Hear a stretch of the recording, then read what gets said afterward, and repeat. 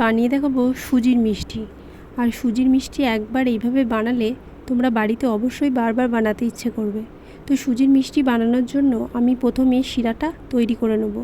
তো এই শিরা বানানোর জন্য আমি একটা বাটি বসিয়ে দিয়েছি, আর বাটিতে 1 কাপ চিনি আর 1 কাপ জল, আর তার সঙ্গে একটা এলাচ দিয়ে জলটাকে ভালো করে ফুটিয়ে শিরা বানিয়ে নিয়েছি।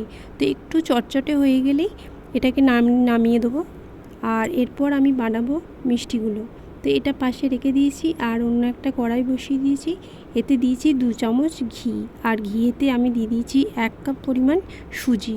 তো সুজিটা দিয়ে ভালো করে নাড়াচাড়া করে নিয়েছি। আর এরপর আমি একটু ভালো করে নাড়াচাড়া করার পর অল্প করে দুধ মেশাতে থাকবো, আর এটা অল্প অল্প করে নাড়তে থাকবো। তো এইভাবে করতে করতে এটা একটা মোটা ডো তৈরি হয়ে যাবে। আর এই ডোটা যখন হয়ে যাবে তখন নামিয়ে দিয়ে হাতে করে ভালো করে এটাকে চটকে নিতে হবে। তো এতটাই সুন্দরভাবে এটাকে করে নিতে হবে যাতে এর মধ্যে কোনো দানা না থাকে। এরপর আমি হাতে করে গোল গোল পাকিয়ে মিষ্টির আকার করে নেব। তো এইভাবে আমি সমস্ত মিষ্টির আকারগুলো করে নিয়েছি। আর এখানে কি সুন্দর দেখো মিষ্টির মতোই হয়েছে। এবার আমি একটা অন্য কড়াই বসিয়ে দিয়েছি, আর কড়াইয়ে তেল ভালো করে গরম করে এগুলো এক এক করে তেলের মধ্যে দিয়ে দিয়েছি। অল্প একটু লাল হয়ে গেলে এগুলো নেড়ে ছেড়ে ভালো করে উল্টে পাল্টে ভেজে নেবো। আর এরপর লাল লাল করে ভেজে তুলে নেবো। আর এরপর দিয়ে দেবো শিরার মধ্যে।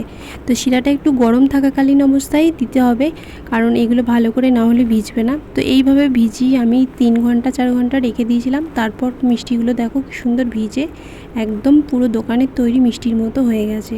তো এইভাবেও তোমরা বাড়িতে মিষ্টি বানিয়ে খেতে পারো, দেখবে দারুণ লাগবে।